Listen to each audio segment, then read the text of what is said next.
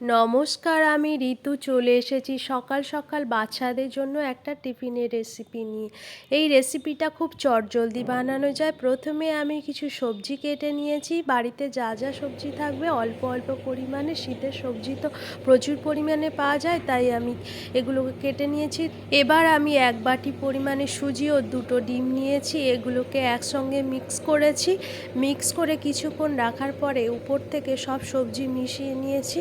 সব সবজি মিশিয়ে নেওয়ার পরে একটু লবণ, একটু চিনি বা লেবুর রস দিতে পারেন আপনারা, দিয়ে একটু জল দিয়ে অ্যাড করে এগুলোকে ভালো করে মাখিয়ে এবার একটা প্লেট চাপা দিয়ে কিছুক্ষণ রেখে দিতে হবে। কিছুক্ষণ রাখার পরে এইরকম একটা অবস্থা তৈরি হবে।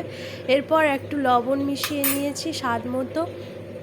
ভালো করে মাখিয়ে নেওয়ার পরে এবার একটু শুকনো সুজি এর সঙ্গে অ্যাড করে আবার ভালো করে মিশিয়ে নেব। রেসিপিটা আপনারা বাড়িতে একবার বানাবেন। এবার আমি উনানে কড়াইটা বসিয়ে দিয়েছি। কড়াইটা একটু গরম হলে তার মধ্যে তেল দিতে হবে। তেল দিয়ে সামান্য পরিমাণে তেল দিয়েছি। এবার কড়াইতে চতুর্দিকে তেলটাকে ছড়িয়ে দিতে হবে। এরপর 2 জায়গায় আমি 2টো চামচ দিয়ে এইভাবে 2 জায়গায় মিশ্রণটা ঢেলে নিয়েছি।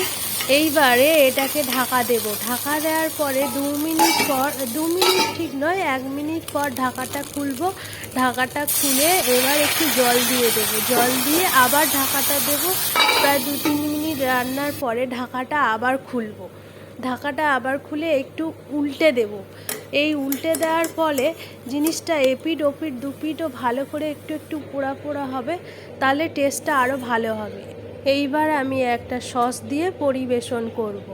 যে কোনো রকমের সস দিয়ে পরিবেশন করা যায়। আপনারাও বাড়িতে এইভাবে বানাবেন। আমি আমার মেয়ের জন্য টিফিন বক্সটা রেডি করছি। আপনারা বাড়িতে বানিয়ে অবশ্যই জানাবেন কেমন হলো রেসিপিটা। ভালো লাগলে অবশ্যই লাইক, কমেন্টস ও শেয়ার করবেন। এবং আপনাদের কাছে অনুরোধ রইল, একবার বাড়িতে অবশ্যই বানাবেন। ভালো থাকবেন, সুস্থ থাকবেন সকলে। আজকে এই পর্যন্ত থাক। আবার আসবো শীঘ্রই আপনাদের সামনে আরেকটা অন্য রেসিপি নিয়ে।